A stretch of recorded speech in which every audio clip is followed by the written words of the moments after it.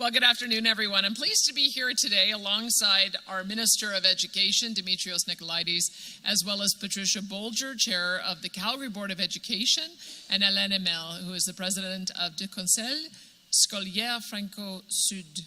Oui. As well as many other representatives from other school boards that Demetrios will introduce when he speaks. But we want to share some good news as we continue to work to create more spaces for Alberta students. As you may remember, last September, I announced our government's plan to complete construction on about 50,000 new student spaces over the next 3 years and complete and open more than 150,000 spaces in the 4 years after that. There is no question this was an ambitious plan. It was backed by significant funding, a generational investment of $8.6 billion to build more than 100 new and updated schools in growing communities across the province. And it was our promise to tackle an issue that is all too real for Alberta families, folks in growing communities who want to ensure their children have a place to learn and grow and thrive. Fast forward to last month, Minister Horner tabled Budget 2025, which transformed our ambitious plan into concrete and tangible next steps with the goal of getting shovels in the ground as soon as possible. The budget approved 41 school projects across Alberta, and it's a real pleasure now to announce that 18 of the new projects we're funding are in the Calgary area. This includes 13 new schools to be built right here in Calgary, along with new... Thank you. Along with new schools got me distracted there. So new schools to support the rapidly growing student population in Airdrie and Chestermere as well. So Calgary will also see a school renovation and 2 Calgary public charter school projects, giving students more space, more choice in their education, and much needed relief to families who live in Alberta's fast-growing communities. Although the record number of people moving to Alberta is a testament to Alberta's advantage, it's a strong economy and our high quality of life, and it really is a good thing, but it's also a challenging thing. And today's announcement is about meeting that challenge by easing the pressure on our K-12 system, building more schools, and creating more space, and ensuring every student receives the quality education they deserve in a great school that will prepare them for the success in the future. This is a team effort, and our government continues to work with all partners, including municipalities, school boards, and industry, to make this a reality as quickly as we can. This is also just the beginning, with many more school projects on the horizon, and I look forward to getting more students into more schools more quickly. Now I would like to invite our Education Minister, Demetrios Nicolaides, to share more details.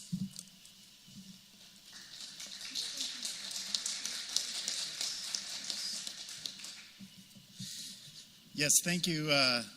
Thank you so much, Premier. Thank you for being here for this incredibly important day and exciting day for Calgary and community. I want to start as well by acknowledging several of the individuals that are here. But first and foremost, I do want to say thank you to Alain Emel and Council Scolaire Franco-Sud and Principal Nicolaides Emond and their staff for joining us here today and allowing us to be here to host this important announcement. I also want to thank our school board representatives, so many of them who are here, teachers who are joining us, and all of you, of course, joining online for your amazing work and the support of Alberta students. I also want to thank and acknowledge my colleague, Minister Yassin, Minister of Immigration and Multiculturalism, for attending today. Thank you so much, Minister Yassin, for being here as well. I want to acknowledge Patricia Bolger, Chair, the Calgary Board of Education, Shannon Cook, Board Chair with Calgary Catholic School Division, Fiona Gilbert, Board Chair, Rocky View Schools, representatives from Foundations for the Future, Charter Academy, Almadina Language Charter Academy, Marilyn Dennis, President of the Alberta School Boards Association, and others. I'm so delighted and so excited to share this amazing news for Calgary students and families. As the Premier mentioned, Alberta is growing, and it's growing fast. The number of our students in our schools is growing quickly, and we're acting quickly as well to accommodate this historic growth. I'm happy today to give more details about the new schools that will be opening soon in Calgary and surrounding communities. I am confident that these new schools will help ensure that Calgarians enjoy a better way of life. I first want to talk about some of the new schools in the Calgary area. In communities around Calgary, we will see 2 new schools. More specifically, a new elementary school has been approved for Airdrie in the fast-growing southeast community of Lanark, and a new high school is now approved for Chestermere in the Chelsea area. Now moving to Calgary itself, 16 new school projects are now moving forward.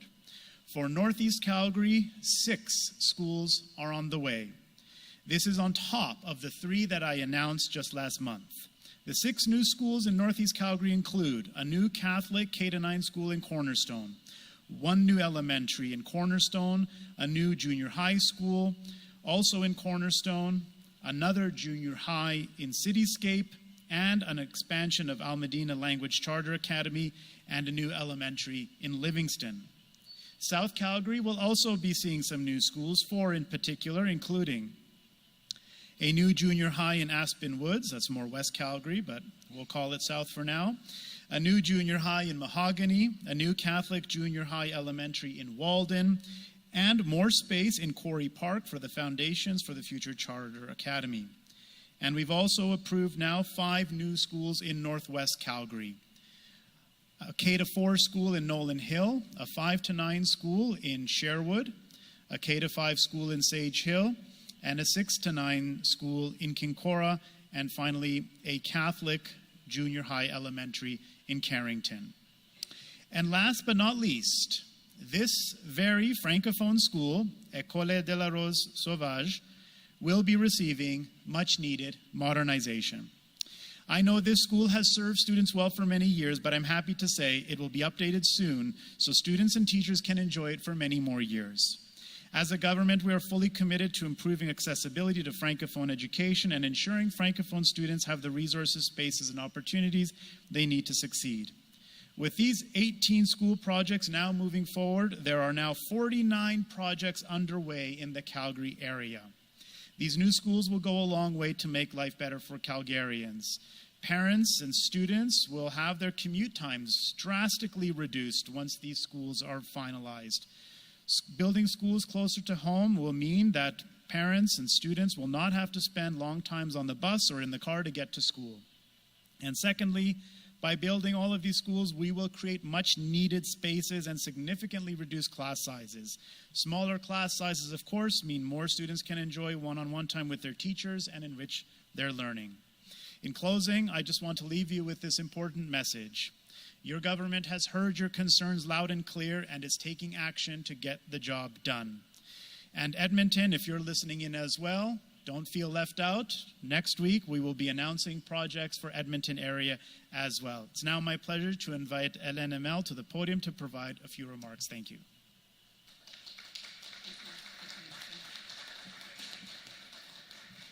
Thank you very much. Bonjour à tous. Hello, everyone. My name is Hélène Mel, and I am the chair of the Board of Trustees of Francosud. It is my pleasure to welcome all of our special guests and all of you here today.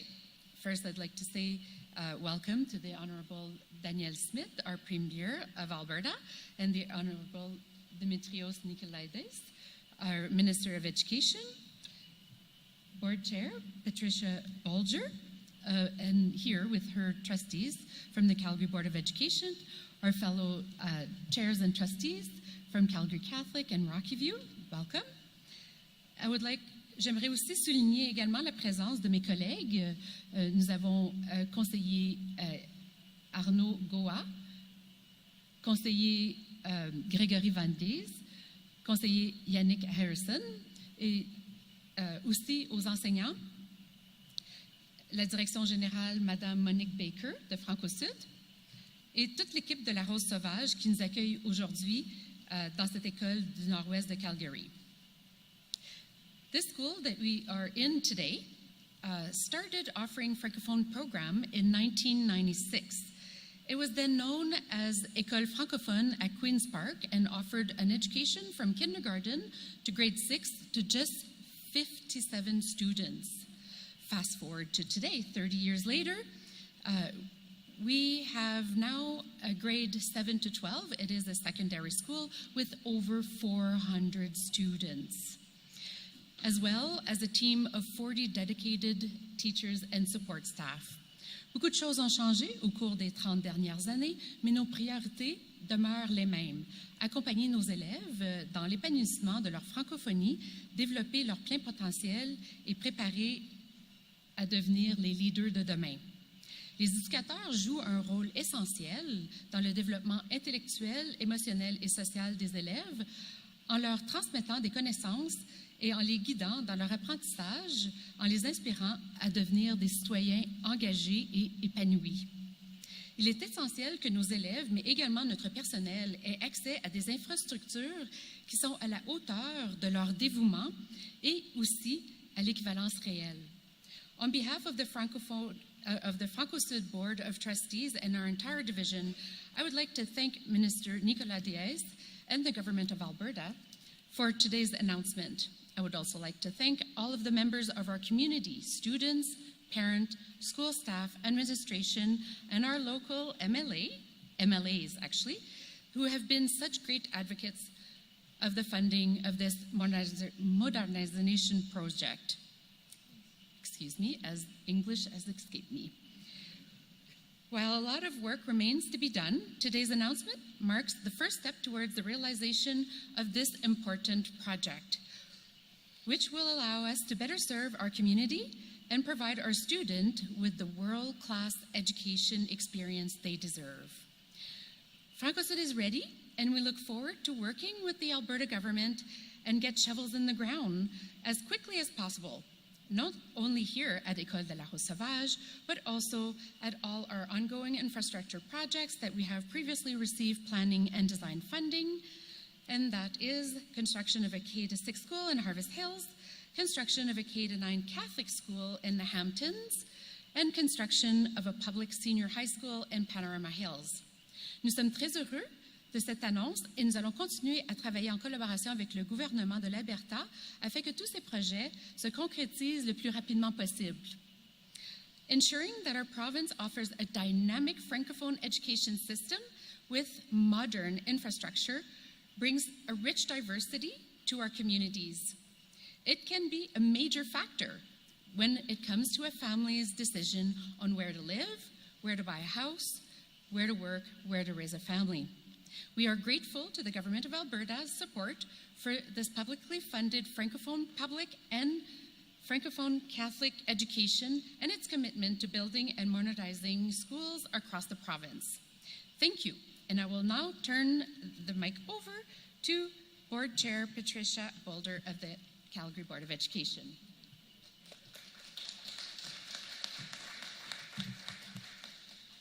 Thank you. Well, good afternoon, everyone. Premier Smith and Minister Nicolaides and all my fellow trustees from Calgary Catholic, my own board, Calgary Public, Rocky View, and Francosud. Thank you very much for hosting us today. So on behalf of the Calgary Board of Education, thank you to Premier Smith and Minister Nicolaides. We are thrilled to receive design funding for an additional 10 new schools in some of Calgary's fastest growing communities. Schools are the hub of a community, drawing neighbors together and building relationships. When families have a school close to where they live, their kids can attend the same school as others in the neighborhood, and families find it easier to become involved in the life of their community. We are so grateful to the Government of Alberta for recognizing the urgent need for new learning spaces as the CBE and Calgary continues to experience record growth. Right now, CB schools are full and many are overflowing. More than a third of our 250 schools are operating at 100% utilization or higher. Recognizing that it can take 2 to 4 years to build new schools, we hope to see the designs for these schools begin as soon as possible. Our goal is that through the School Construction Accelerator Program, these schools will quickly move from design to shovels in the ground. Together with the 2 schools announced last month, the CBE will receive 1 new high school, 5 new elementary schools, and 6 new middle schools in some of the fastest growing Calgary communities. It'll be a great day when we can welcome students and staff into each of these new schools. So thank you again for this significant announcement.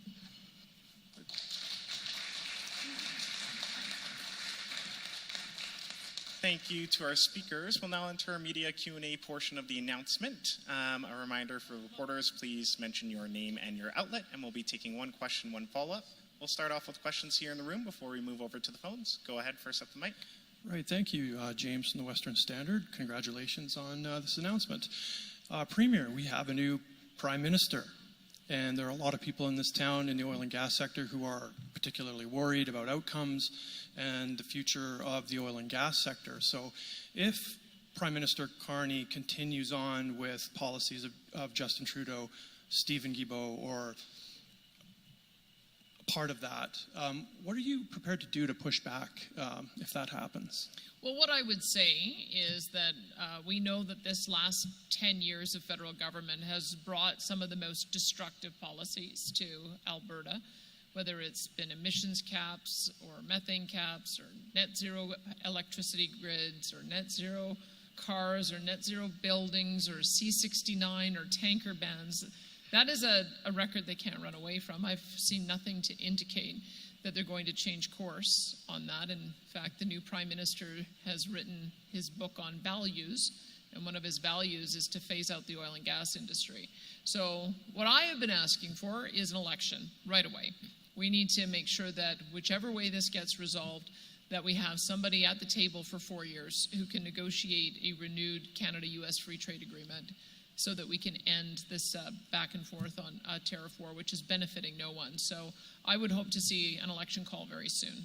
Okay, and any budget adjustments for MLA Sinclair up in Lesser Slave Lake, who's complained there's not enough money going back into his jurisdiction?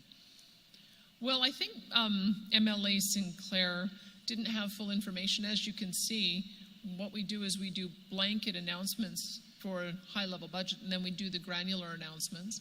In Lesser Slave Lake, there's $134 million of a total $239 million towards the road project that he identified in his post. That's Highway 88, which is absolutely a priority.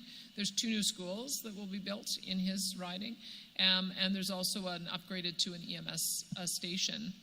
But we know that there's need all over the province, and so we've got to make sure that we balance that. I wish we could build every school that was needed everywhere all at once, and every road that was needed everywhere all at once. We can't. We have to stage it. We've got about $8 billion a year in our capital plan. We try to be very fair between Calgary and Edmonton, northern, central, and south. And in fact, in the transportation budget, the largest share of it is going to northern Alberta. We've got some big projects up there to make sure that we can start building a pathway to get between Grand Prairie and Fort McMurray, as well as a second road to be able to get out of Fort McMurray in the case of deadly fires. So I would say that everyone just needs to be patient as we roll things out, and we have every interest in making sure that we prioritize the needs that are put forward by our MLAs. Next up the mic. Lana Smith, Globe and Mail. Premier, I wanted to ask you about the RCMP investigation, and I hope you could just answer this with a simple yes or no. I'm wondering if any high-level officials, current or former, from your government, including yourself or from AHS, have been questioned by the RCMP. No. Not yet? Do you know if they are going to? You asked for a yes or no. I gave you the no. All right, thanks. Second question, switching to a different topic. On Monday, you told media that MHCare was still working with Health Canada since 2023 to put forward an application to bring in IV acetaminophen to Alberta. We've asked Health Canada this week and also numerous times over the past year whether or not they've received an application from Alberta government, from MHCare, or from Atabay. The answer every single time, including this week, was no. There has been no application put forward. So can you be more specific about how exactly this $49 million that's being held onto by MHCare of government money is going to be utilized to benefit Albertans? The ask is for a high an acetaminophen that could be used as a replacement, high dosage acetaminophen that could be used as a replacement for opioids in hospital use. My understanding is they began the process in November of 2023. Health Canada came back and gave them a different process they wanted to follow, which submitted another application in November 2024. We've assembled the paperwork, and as I understand it, the health minister is working on getting that available to the media as soon as Health she can. Canada Thank says you, there's been Elena. no We're going to move to our next applications. question. I Can see you you have a lot of explain your the colleagues difference there? behind you, and we have the phone lines full. Once the paperwork is out, you'll see the difference. There's always two sides to a story. Maybe you're not getting full information. So Provide the paperwork. Thank you, Elena. Let's go to our next question at the mic. As I Thank did you. mention, yes, the health minister is assembling that information. I gave you what I have been briefed on, and we'd be happy to get that information out to you. I'm not sure of the timing on that, but yes, we intend to make sure everyone has full information. Next at the mic, and then we'll take a couple from the phones. Aaron Collins from CBC National News. Thanks for taking my question, Premier. I want to turn back to the announcement of the federal cabinet. Mark Carney has pushed Stephen Guilbeault out of the environment file, said he's going to get rid of the consumer carbon tax, but he still doesn't have any ministers, or only two ministers west of Ontario. I'm just curious what your sense is on what this says about his attempts to sort of reach out to Western Canada to make bridges to voters here and to this region. Well, look, we had a problem in Parks Canada with them not clearing away forested areas, which has resulted in a wreck in Waterton, a wreck in Jasper, and we hope we don't have a wreck in Banff. So it's certainly not going to be, it's going to be soft comfort for everyone to see that Monsieur Guilbeault still maintains a position in Parks Canada. We've got a lot of work to do. We're about to enter into fire season, and I would hope that we would be able to move very quickly on securing those towns so that they don't face a fire threat. So that would be one thing I'd say. I think that the Prime Minister has made his views very clear about keeping oil and gas in the ground. He's made his views very clear about he not wanting a transparent carbon tax. He wants a hidden one.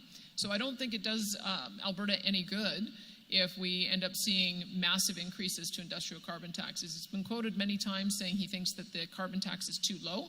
So I'm going to just reserve judgment. I had a whole range of things that are problematic with the federal government, from emissions caps to tanker bans off the West Coast, the inability to approve pipelines, getting approvals and then having them pulled, having a convoluted regulatory process that makes it impossible to get new pipelines built, continued threats of regulating our power grid, continued threats of regulating our industry, continued threats of export taxes, cutting off energy.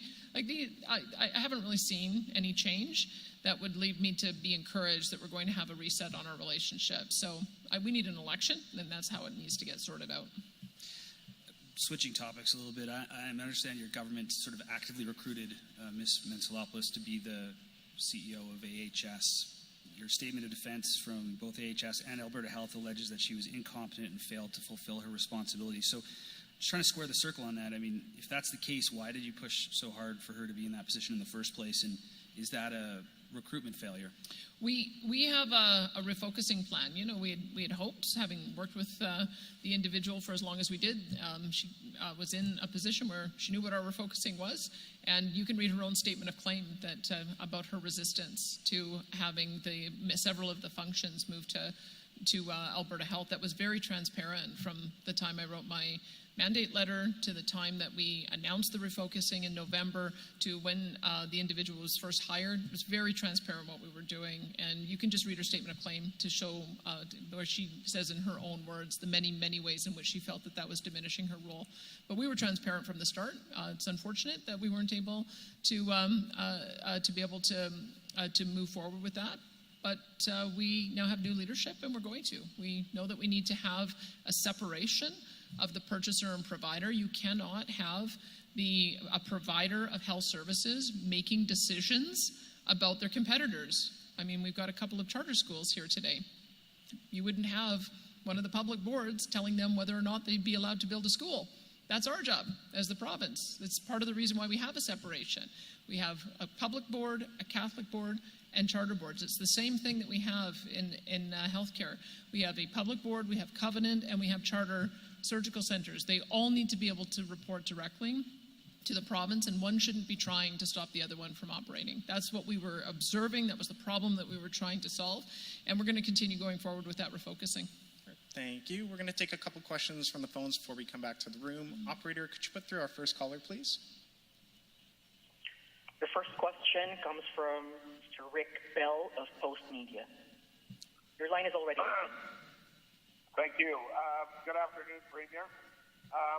My questions are about the events in Ottawa today. And the first one is, and it was asked before, but I'm going to ask it in a somewhat different way. There's not a whole lot of representation in the inner circle of Mark Carney west of Thunder Bay. In fact, it's the same representation New Brunswick has. But Carney, in trying to answer the question, said, well, but I'm from the west. There's no problem. I'm from the west, implying that he will look after the west and in more particularly Alberta. He'll have Alberta's back. Are you convinced that is the case, that because he was, grew up as a youth in Edmonton, that is enough to qualify as somebody standing up for Alberta? I think what we've observed is that anyone who's elected under the banner of this party follows the party line. It doesn't matter where they're from. And so we have seen successive individuals who've gone to Ottawa who have supported policies that have been terribly damaging for our industry.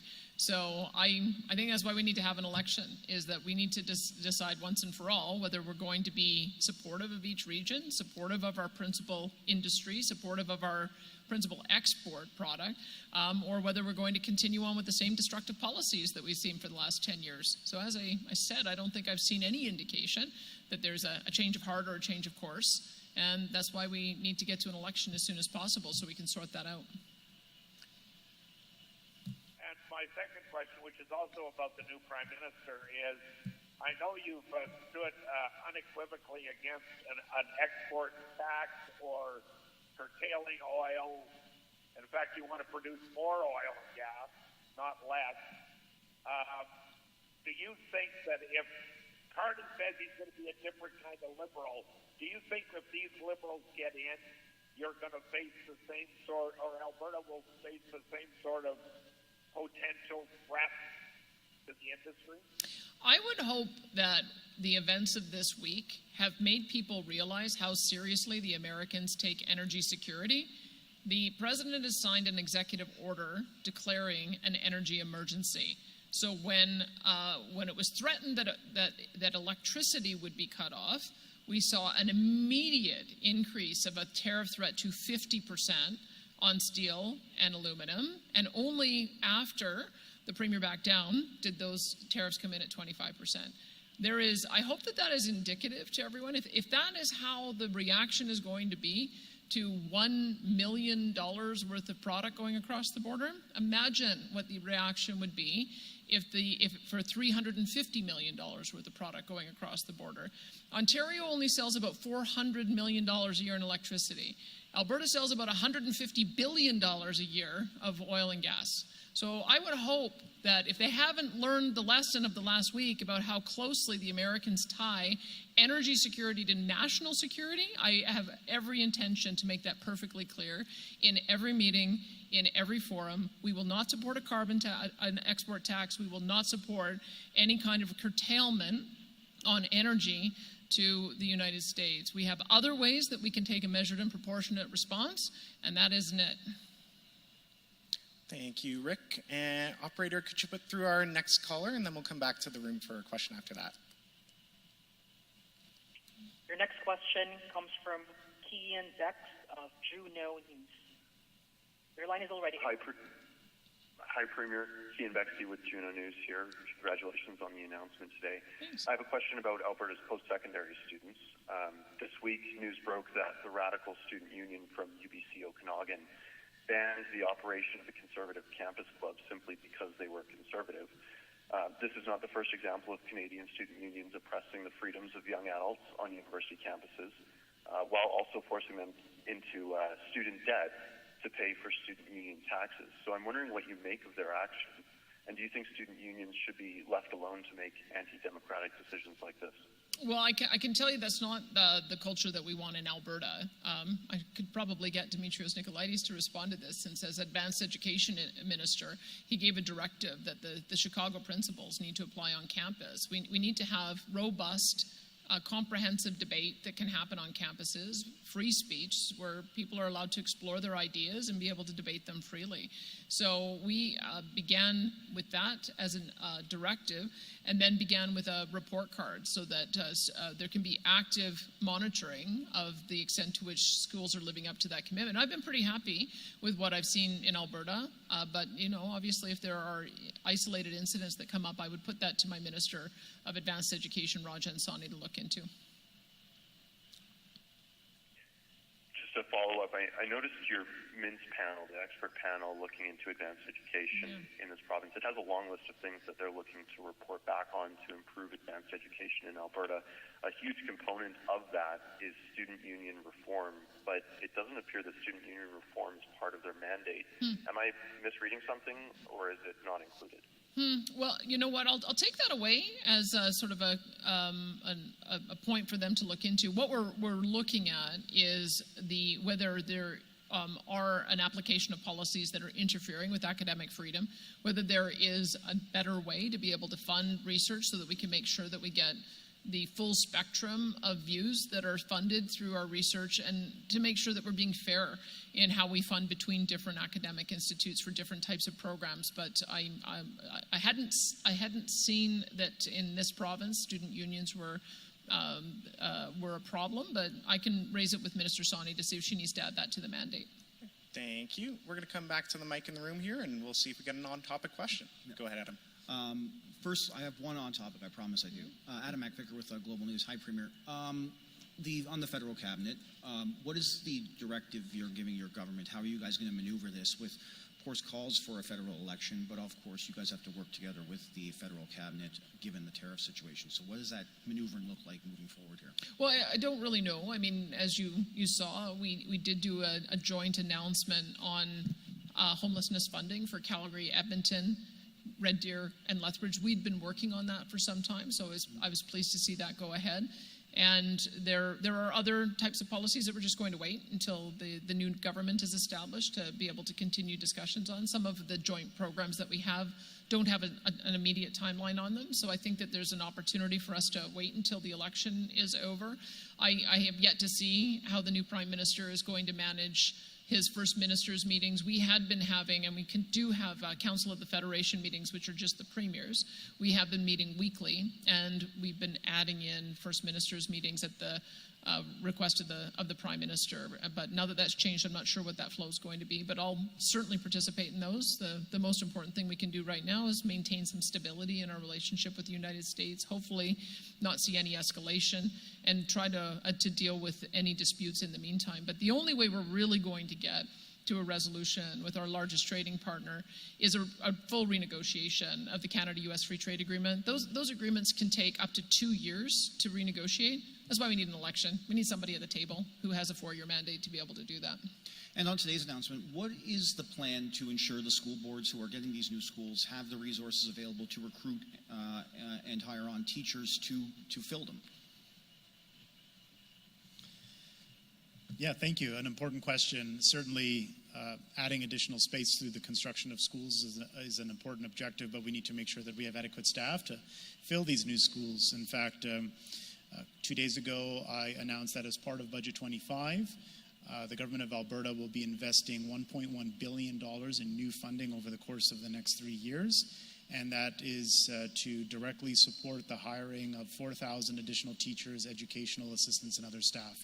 Because, of course, we need to build these schools, but we also need to adequately staff them. So we are also making significant improvements and investing additionally to the operating side of the equation to ensure that our school boards have the resources to hire more staff.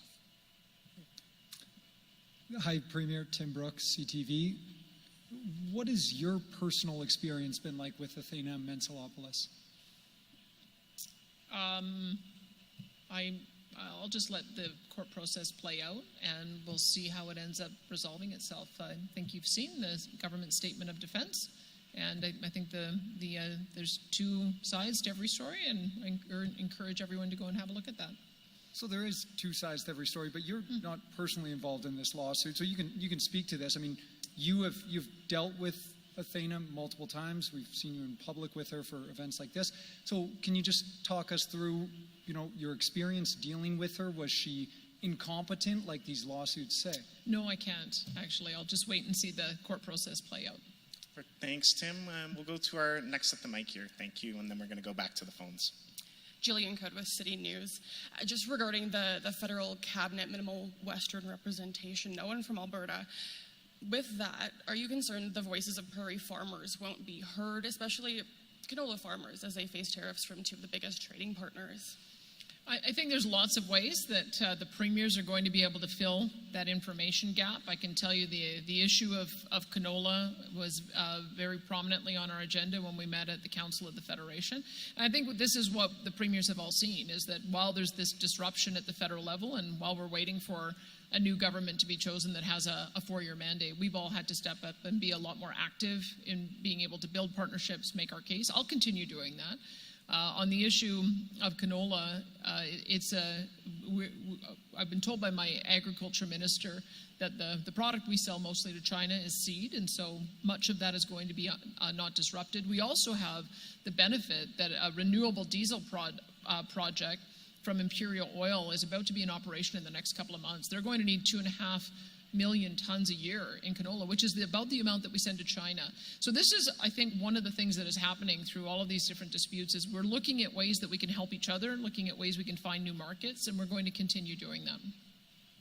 And yesterday, Premier Scott Moe in Saskatchewan, a bit frustrated with the feds, he said something along the lines of we need a Team Canada approach, not a Team Quebec approach in terms of how the tariffs are being responded to.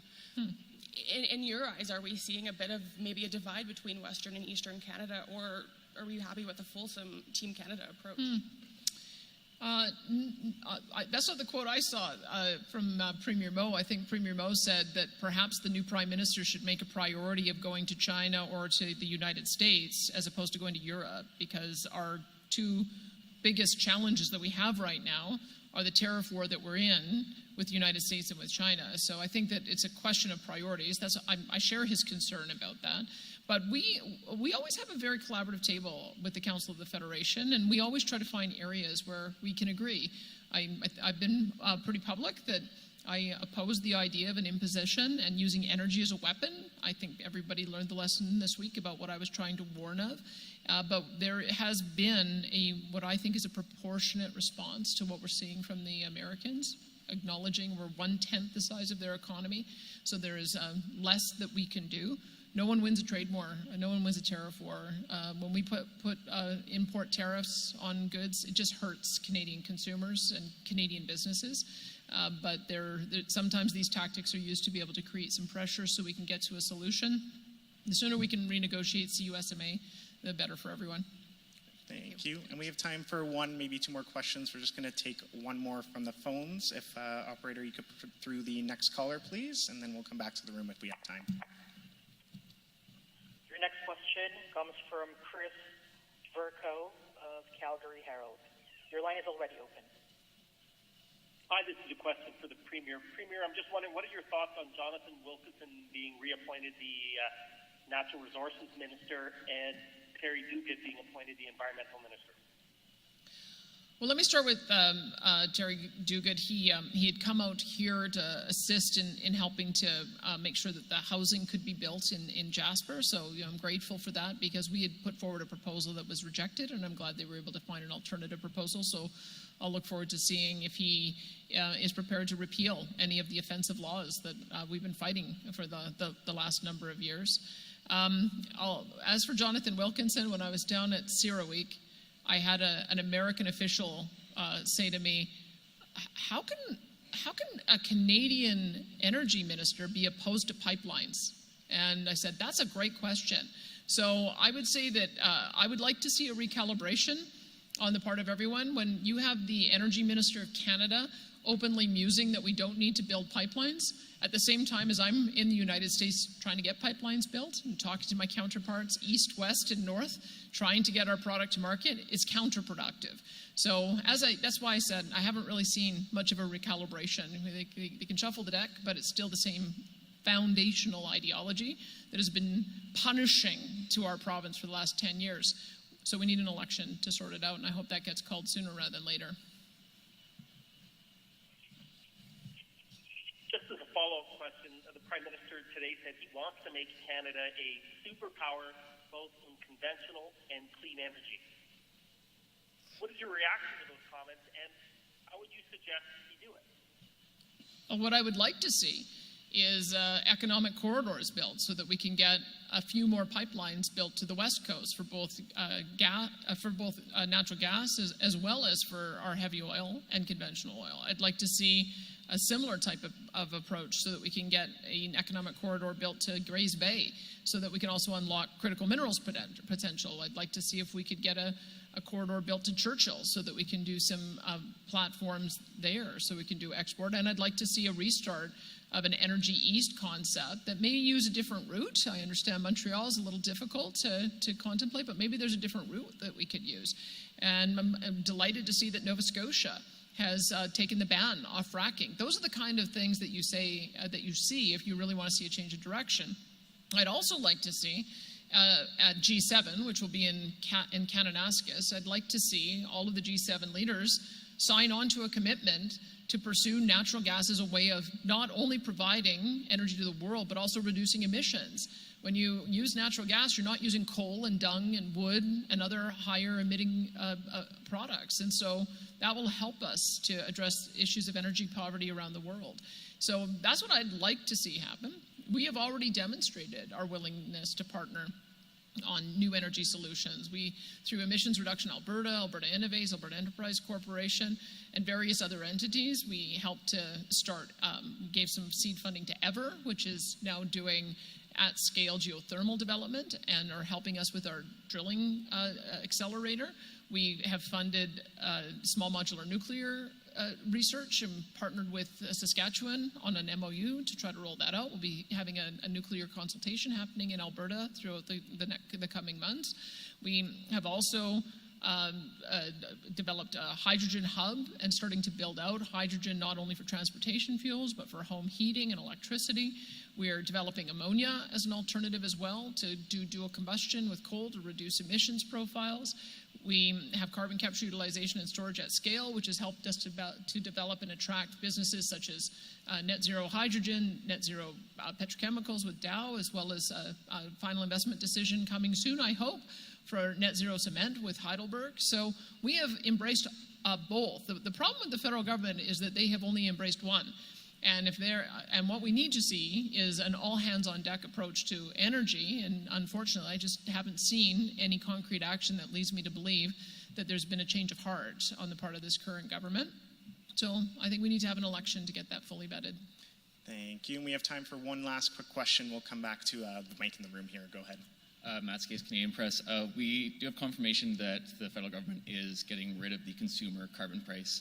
What is your reaction to that news? Well, I'd like to hear what the plans are for industrial carbon pricing, because every time I have heard the new Prime Minister speak, he has said that he doesn't think prices are high enough, and he has always, and even as recently as this leadership race, he talked about getting rid of the transparent tax, which is the carbon tax, and increasing the hidden tax, which is the industrial pricing. Now, we in Alberta have had industrial carbon pricing since 2007, so it's unclear to me if he intends to layer on top of what we were already doing or what that price is going to look like. But that's why we need an election, is to get some clarity on just how badly he's going to punish the oil and gas sector and what that new industrial pricing scheme he talked about during the leadership is going to look like.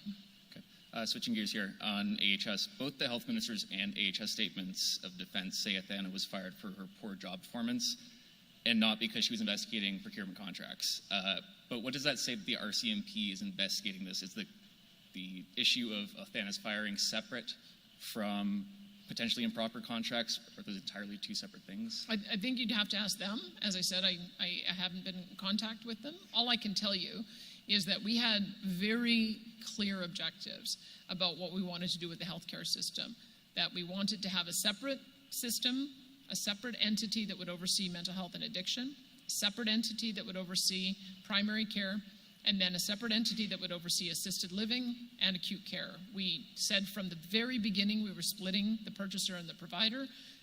The procurement function, it was known by everyone as far back as November of 2023 that we were bringing that function under the acute care organization. So no one should be surprised, but what we were surprised by is the amount of resistance that we kept on facing from senior management about moving in that direction. We as a government do have the right to be able to make those policy decisions. You may have noticed in Britain, they've made the same decision to get rid of their centralized national health services. They're going to be moving very much in the direction that we are, with a lot more democratic oversight, a lot more site-based management, and anyone who resists the very clear direction that we're going to give them are going to face problems. That's just how we have an objective to increase the amount of care that we're giving to individuals. We have decided, especially looking at the success that we've had in healthcare, that having multiple different service providers gives choice and gives the options to those who are using those services. So that's what we're doing in healthcare. And that was foundationally at the heart of why it is we had to move with different leadership. Thank you. That'll conclude today's announcement. Thank you to our speakers and for everyone for joining us.